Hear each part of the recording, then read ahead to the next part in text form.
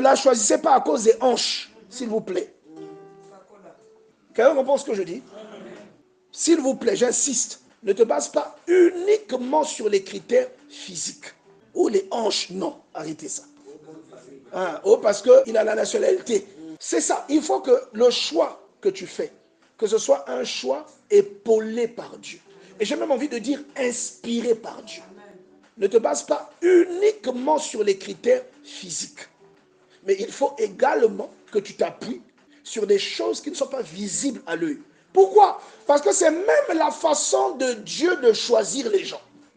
Si Dieu regardait le physique, il n'aurait pas choisi David. 1 Samuel chapitre 16, on nous dit quoi? Samuel, qui est un devin, quand il voit Eliab, le frère aîné de David, il dit c'est lui. Il voit un bingason. Pendant qu'il marche, on est en train de chanter Kingoma. Il est en train de marcher là comme ça. Tu vois un peu? Kingoma, Kingoma, Kingoma. Il est en train de marcher là. Bingason et... Je te dis, oui.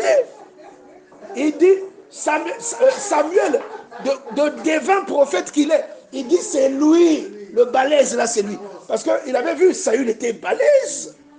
Il dit c'est lui. Dieu lui dit c'est pas lui.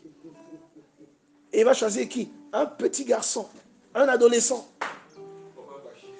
Alléluia. Dieu choisit sur un certain type de critères. Les critères qu'il prend ne sont pas toujours des critères externes, mais c'est ce qui est à l'intérieur de la personne.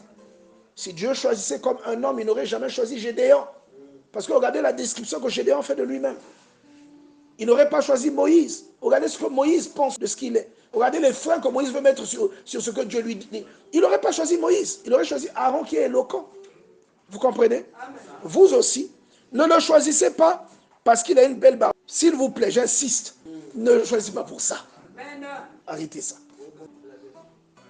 Et je prie pour que le mariage dans lequel Dieu va t'envoyer, que tu entres dans ce mariage comme une délivrance pour le conjoint.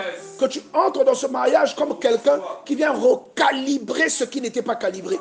Que tu entres dans le mariage comme quelqu'un qui vient faire grandir ce qui ne grandissait pas. Qui vient désaltérer ce qui avait séché. Il y a des personnes, quand tu la regardes, elles ressemblent à une terre sèche.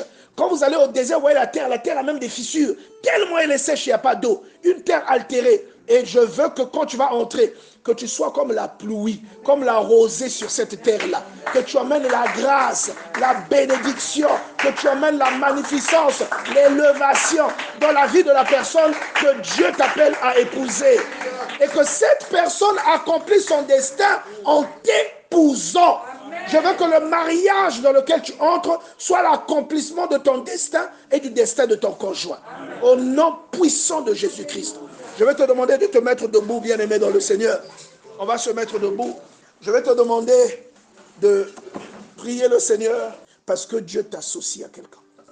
Il faut avoir beaucoup de discernement pour bien disséquer chaque point, chaque élément de ces choses-là. Alléluia.